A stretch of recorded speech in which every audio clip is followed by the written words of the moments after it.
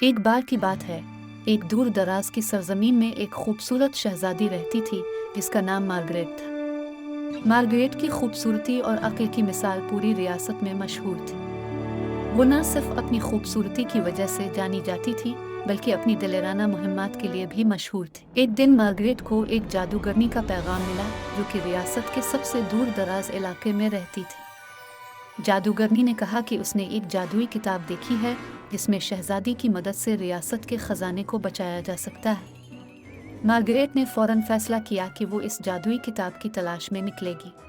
شہزادی مارگریٹ نے اپنے سفر کا آغاز کیا۔ اس نے اپنے گھوڑے پر سوار ہو کر جنگلوں، پہاڑوں اور دریاؤں کو عبور کیا۔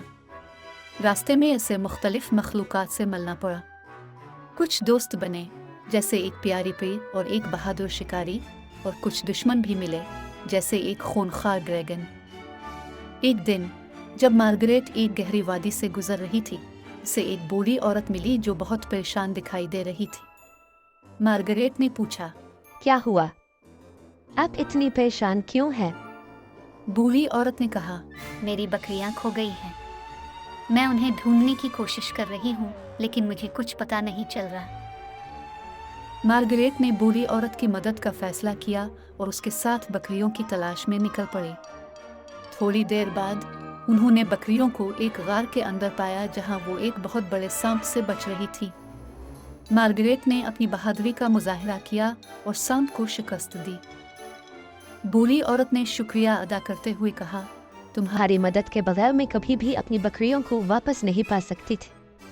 بوڑھی عورت نے مارگریٹ کو ایک چھوٹا سا جادوئی پتھر دیا اور کہا، یہ پتھر تمہاری راہ میں مدد کرے گا۔ مارگریٹ نے شکریہ ادا کیا اور اپنی مہم پر آگے بڑھ گئی۔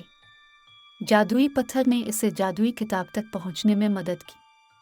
کتاب کو پا کر مارگریٹ نے اسے کھولا اور اس میں موجود ہدایات کے مطابق ریاست کے خزانے کو بچا لیا۔ شہزادی مارگریٹ کی بہادری اور عقل کی بدولت ریاست کا خزانہ محفوظ ہو گیا۔